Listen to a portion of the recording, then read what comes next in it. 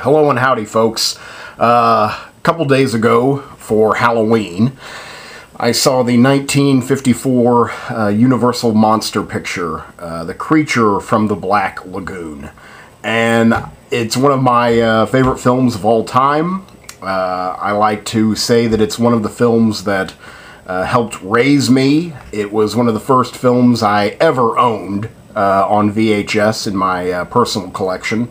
And this is around the age of, 7, maybe even 6. I bought, a lot of VHS tapes. I had a lot of Godzilla movies. I had a lot of, monster movies. I loved monsters as a kid. Monsters is what it was all about.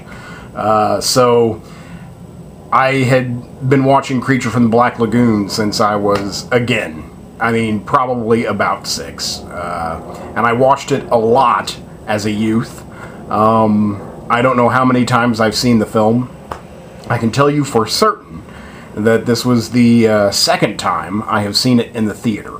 Around the age of, I would say, 10, the local theater in my city, it was the Ramada 4. The Ramada 4 had The Creature from the Black Lagoon in 3D. For some reason, to this day, I still cannot figure out how the Ramada 4 got Creature from the Black Lagoon in 3D. But Creature from the Black Lagoon was released in 1954. It was one of the first, but not the first, one of the first films to be made in 3D and shown projected in 3D. It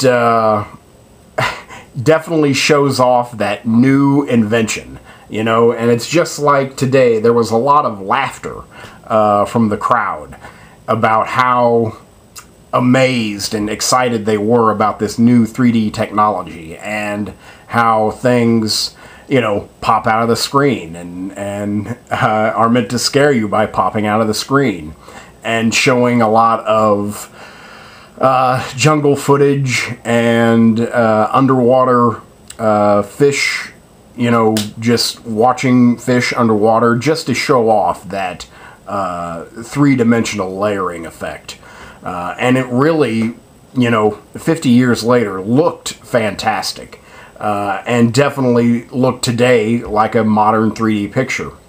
It's funny that a lot of the audience, this is again a special event that I went to, it was practically sold out. I mean, there were empty seats. I had an empty seat next to me on either side, but it was mostly sold out.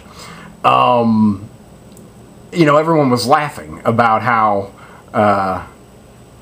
it played to that 3D audience, but was funny to me is that they still do that today.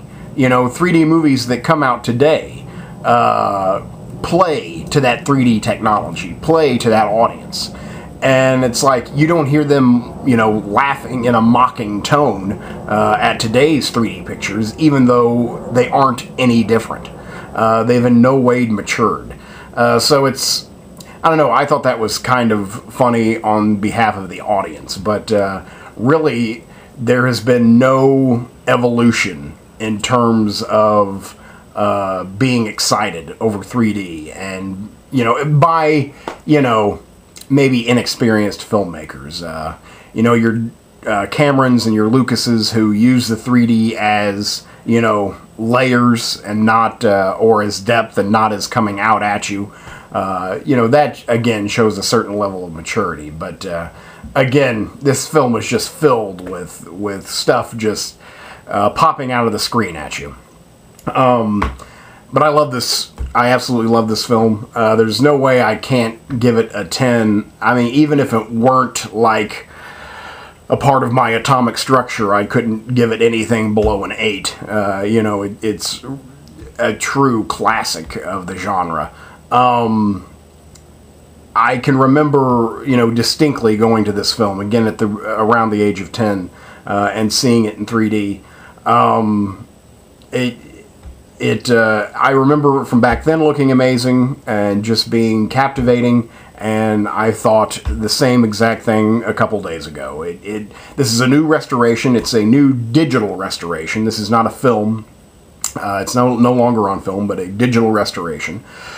It did look absolutely gorgeous. I mean, flawless. You know, the cinematography, perfect black and white. The shade, again, it looked absolutely gorgeous. In fact, the word that I will use is pristine. It looked pristine. But in a way, it kind of turns you off in a way. There's no warmth there. You know, film has a warmth and a depth to it, you know, a grain to it that is not there with digital projections, digital restorations. So it makes it seem sterile. It's just something that is kind of, you know, can't be described and is easily overlooked, but it does bring a more, again, sterile feeling to the film, that you're watching, well, that you're not watching something that's, you know, over 50 years old. You know, it makes it look like you're watching something that, you know, it could have been made yesterday. And that's how it looked. I mean, again, it was absolutely gorgeous. Yeah, there was not any single flaw. The 3D looked fantastic. Again, flawless. And in fact, in parts it was scary. Because again, things do jump out at you without any kind of warning. So it still, you know, had that shock treatment. I guess I should say what it's about. Okay, The Creature from the Black Lagoon is about a fossil expedition uncovers a unknown species. It's an arm of what appears to be a upright, you know, mammalian hand, but yet is distinctly aquatic. So they round up a expedition to get more people, more money, interested, to go and find the rest of this fossil, and if not, something more. So all these people come down to, well, gosh, now I've forgotten if they're in South America or Africa. I think they're in South America. So they come down to hunt for this fossil, when they, in fact, find a living specimen. Well, the living specimen finds them first, but they find it nonetheless. And the creature, they bring one woman, and she's a beautiful woman. They bring one woman on the expedition, and the creature, having never seen such a beautiful sight, falls in love. The creature is lonely. He lives a life of solitude.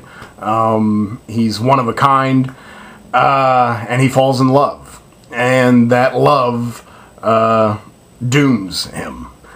He tries so hard to get the girl that he is murdered by passion. That's the film. Stars Julia Adams. I was trying to... The only reason I know that name, to be honest with you, is because she was there in person at the screening. She did a Q&A session. Delightful lady. You know, she told me her age, or she told us, excuse me, her age. I think she said she was 91, and she, you know, looked fantastic. You know, a spry and delightful lady at 91. Julia Adams is in the film. Jack Arnold. Was Jack Arnold the director? I believe Jack Arnold is the director. Those are pretty much the only two names I can remember. And I believe Jack Arnold was the director.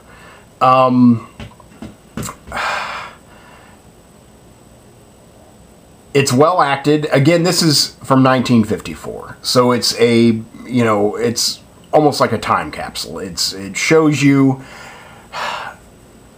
really a perfect example of filmmaking in that time and audience standards. Again, it's like a time capsule. a perfectly well-made genre film that fires on all cylinders and in all aspects, but it's from that time period. The acting is from that time period. The storytelling is from that time period. The directing is from that time period.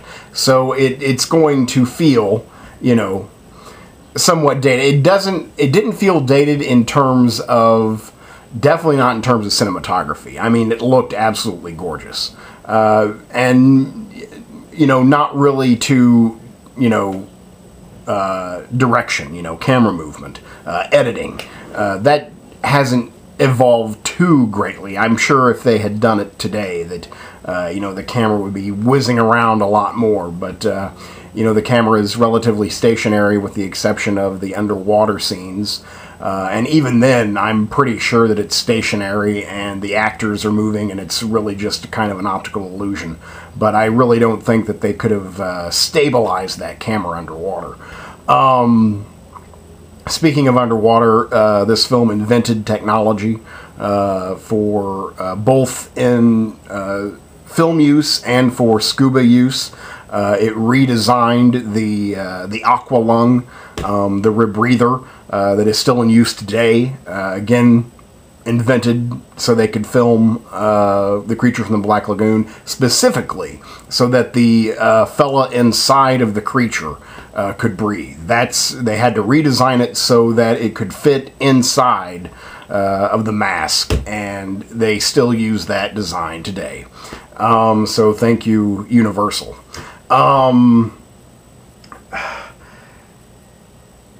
The acting, though, is definitely,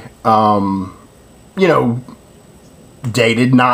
They have like 8 different characters, and each character is there to present an archetype, a personality. They don't have to do much more than explore that trait, that personality trait.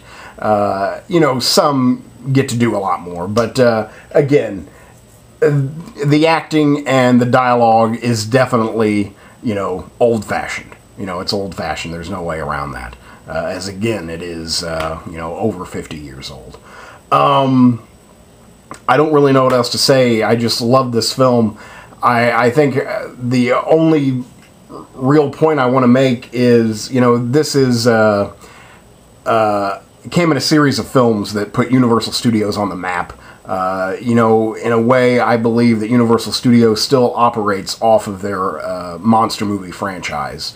I mean, this is a studio that brought us Frankenstein, Dracula, the Wolfman, the Invisible Man, what else? The Mummy, A Creature from the Black Lagoon. I mean, there's 6 iconic monsters right there, and they all came pretty much within succession from Universal Studios, and again, gave them money, and really, I kind of feel that it was the first serialized genre. They just had to keep on pumping them out, and Hollywood still pumps out horror films, today. There's probably a horror film that comes out every month. So I really think that just Universal and doing that whole monster movie thing revolutionized film. But the point I want to make is about The Creature from the Black Lagoon. And if you notice, with all of the other monsters I mentioned, the Frankenstein, the Dracula, the Wolfman, the Invisible Man, the Mummy, they've all been remade many times. And The Creature from the Black Lagoon has not even been really touched. It had, I believe, 2 or 3 sequels that followed it, but it has never been rebooted. It's never been remade. And I think with, like, the exception of seeing the Gill Man in like, Monster Squad and making cameo appearances when, all of the other Universal monsters are there, he's there too. But The Creature from the Black Lagoon has never been rebooted. And I think that's important because I think it's kind of perfect. It's funny, it's scary, it's gorgeous. The makeup, the creature, the costume is it's still amazing. I mean, when you look at it, I was like trying in all of, 2012 technology, standards to pick apart this rubber costume that this guy is wearing. And you can't. It looks fantastic. It really just is a fantastic film. And I think that that's kind of why they never redid it, is because I think the potential is there for this, evolutionary offshoot of man to develop underwater. I think the potential is great for a reboot. I think they've tried to reboot it before, but it just didn't. And I think it goes back to when they watched the original. It's like, what can we do? What else can we do? It already exists as a perfect example of genre storytelling. So I think that, without a doubt, I think this is the great Universal monster picture. And I think the fact that no one has dared to touch it in over 50 years says a lot. I don't really know what else to say, but I had a great time in the theater. It was great to, again, grasp my childhood. That's what it's all about. Just for that escape, just to feel, like you're 6 years old again. And I certainly did. The 3D was gorgeous. The audience was great. Again, Julie Adams was there in person. She was spry and delightful. So I don't know what else to say other than that I had a great time. Watching The Creature from the Black Lagoon, and I give it a solid 10. It's a classic. Thank you very much.